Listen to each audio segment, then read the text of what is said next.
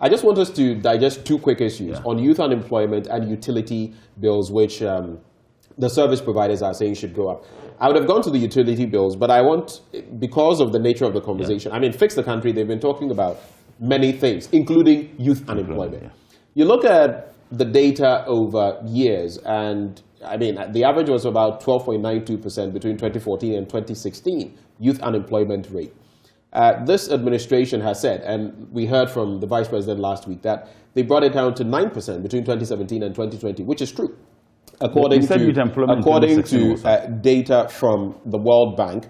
But when you consider the current data, that is where the devil is. Because we're looking at the unemployment rate for those between the ages of 15 and 35. And it stands at 19.7%, which actually represents a percentage rise of about 118%. Now, this is another situation that successive governments, especially in the Fourth Republic, have not been able to, relay. How do you respond to this? It's moving from bad to worse. The NDC did far better, and I'll give you the statistics. Check the ILO website. In 2016, unemployment in general was 6.8. 2017, it reduced to 6.7. And I remember at that time, I challenged this government that the reduction of the unemployment rate from 6.8 to 6.7 could not be attributed to anything that the MPP government did in 2017. Because policy interventions for the purposes of creating the needed jobs yield the results maybe a year after or 2 years after. Now, from 2017, when it reduced from 6.8 to 6.7, it started increasing. It started increasing. In fact, if you check, and don't take my words, take the 2022 financial statement, which was presented by the Minister for Finance. In fact, in the State of the Nation's address, the minister indicated that unemployment in general was 8.4. Now, what happened, interestingly, in the 2022 budget when they presented it, they took away unemployment completely. They didn't even talk about unemployment. They only talked about youth unemployment, which was 12.6. 12.6. I guess the census that was conducted put it at over 19%. Right. Now, it tells you. It's more than double. And so it tells you that this government has failed. Because if you took it from 6.8, which you said President Mahama was incompetent, he didn't create the needed jobs, people were not recruited, jobs were not created, yet you are taking it from, in fact, that good state, because 6.8 was not that bad, to 19%. But what is also happening? Right. In the eyes of all the so-called jobs they claim they created, NAPCO, Planting for Food and Jobs, you see, I have been vindicated. I have maintained repeatedly that NAPCO never created the 100,000 jobs they claim they created. And I provided reasons why I say that they never created those 100,000 jobs. Because if you look at the budgetary allocation for the purposes of NAPCO trainees, NAPCO beneficiaries' allowances, I challenge the figure. NAPCO started in 2018. We were told that they were engaging 100,000 people. They were paying each 700 Ghana cedis. Multiply 700 by 100,000, it gives you 70 million a month. Multiply 70 million by 12, it gives you 840 million.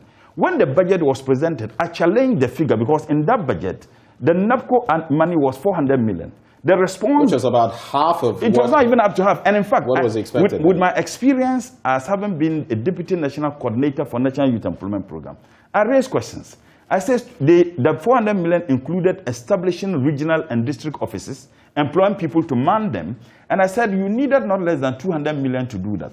The response government gave at that time was that it was going to take care of the other budgetary allocation in the mid-year budget. Go and read the 2018 mid-year budget. NAPCO was not mentioned. So they never created 100,000 jobs. It was a scam. Take the 2020. NAPCO was a scam. No, the number of jobs they claimed they created was a scam.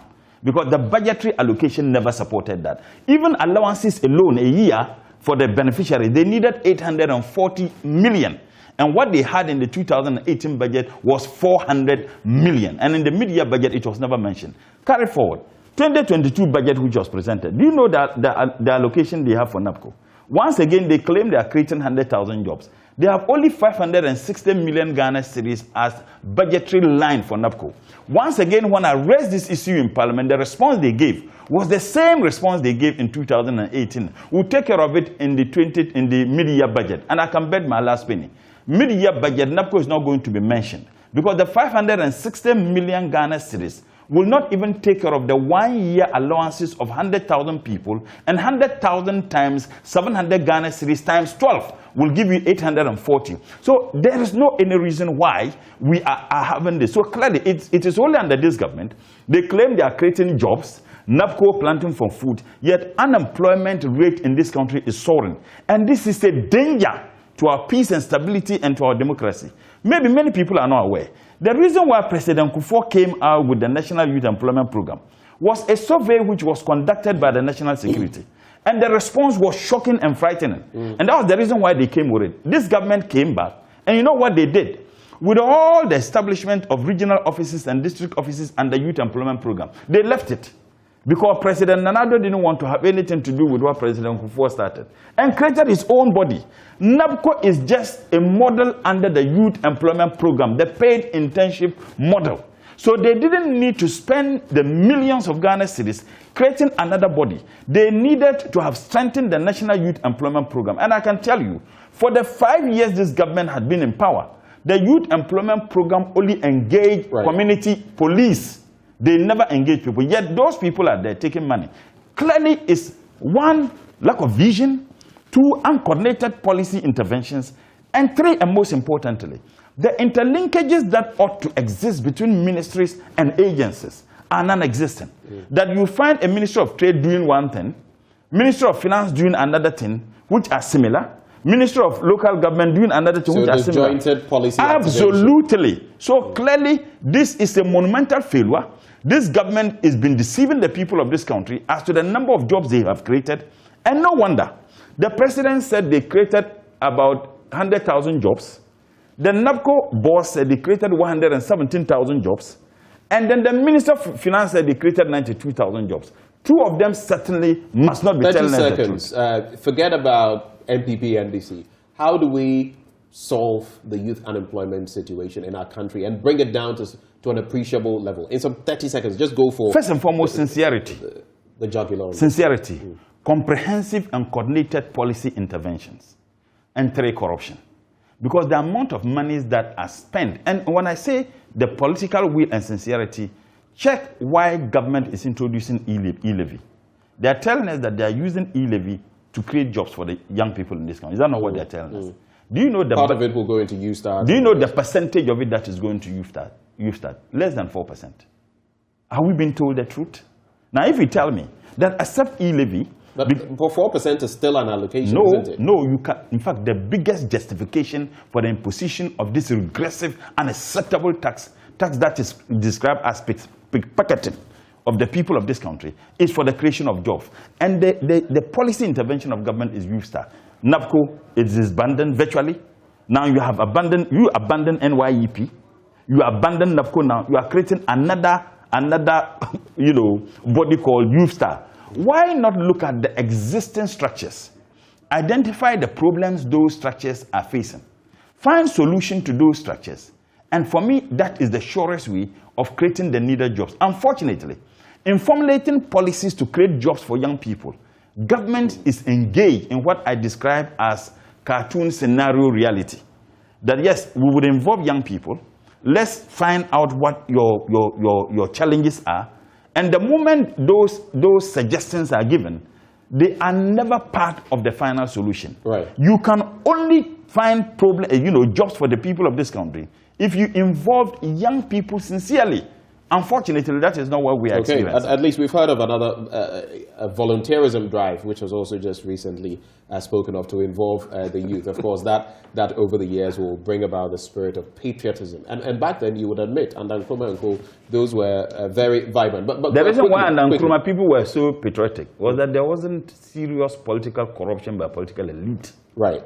Though there was corruption. No, but there wasn't as it is. We experience it today. I just want us to wrap the CDD Afrobarometer described this government as the most corrupt under the Fourth Republic. I want us to wrap on the tangent of utility bills and all of that. And maybe in some 2-3 minutes, maybe we can just digest the conversation. We've seen the reports on the SOEs and how even ECG and the Ghana Water Company Limited are bleeding. And we've had our own problems with these state-owned enterprises and how they function. they say that there are major state institutions, from the Finance Ministry to KIA to the University of Ghana to others, that owe them money. But on the other hand, they are saying that even the cost of operation has really shot up in terms of even the price of fuel and everything, and that they need to up the cost of providing their services. It will finally end up on the lap of the PURC. But what is your very quick take of that, on that, putting it side by side with the extant economic situation in some 2.5 minutes, if you can just... Well, if I can just make this point, I would address that. I don't want to forget. Do you know the number of jobs 5 million Ghana cedis can create? 5 million cedis? Yes. Maybe since you've been in that space, you could tell me. 5 million Ghana cedis can help create thousands of jobs. The Ministry of Lands and Natural Resources spent over 5 million Ghana cedis in what they describe as dialogue over Galamsey. That has been disputed. By who? Some said 10 million and the rest, but no, they have disputed that they spent... No, I read the story in one of the papers recently. We heard from the Lands Minister. They've disputed. Please, I'm not talking about 10 million. I'm speaking to what is captured in an official document in Parliament, in the budget. 5 million Ghana cedis. In dialoguing, what kind of dialogue? 5 billion Ghana cedis, over 5 million Ghana cedis, in what they describe as dialogue over Galamsey. I mean, it's just unacceptable. Completely unacceptable. Right. And this 5 million would have created a lot of jobs for the youth of this country. So Oliver and Co are right when they are engaged in fix the country. The utility companies, and I guess they are making this, they're asking the PURC to adjust, if you like, the tariffs that Ghanaians will be paying.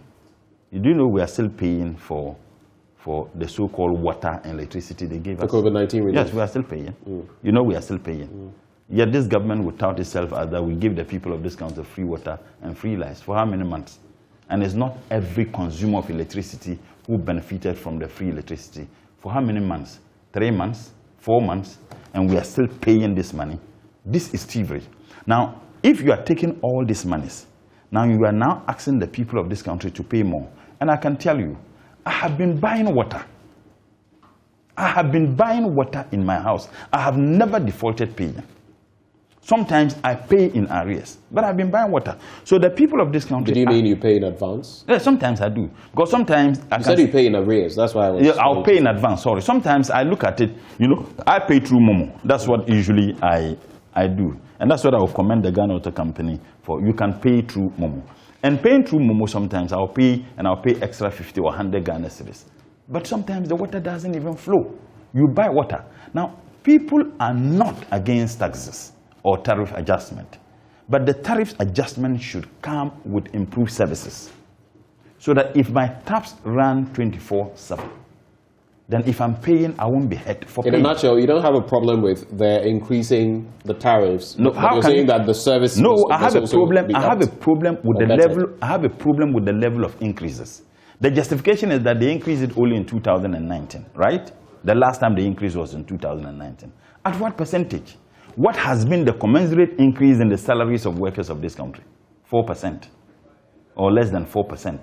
Does it even make sense? You increase salaries of workers by less than 4%, and then you adjust tariff increases over 10%. It simply doesn't make sense. So They need to take a second look at it. And the PURC must understand that they are there to serve the interests of the consumer. That is what? One, to ensure that the efficiency and effectiveness that, occasioned in the run of those services, the provision of those services.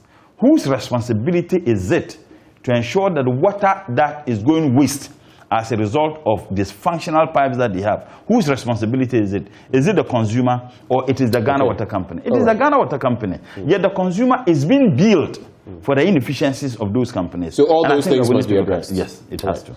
Thank you so much for joining us this morning. It's been, a revealing conversation that we've had. Of course, Member of Parliament for Tamale Central, Murtala Mohammed, joining us. We also had Deputy Attorney General Alfred Tuah-Yeboah joining the conversation for our big stories. Now, we'll be coming your way with AM Business that is up next. Of course, it comes to us courtesy of EcoBank, the Pan-African Bank. Now, today, we'll be reflecting on how on the 1st of May, government will fully implement the electronic levy at 1.5%. On AM Business today, Charles Aite interrogates the impact the e-levy may cause for young startups. That's up next on the AM Show.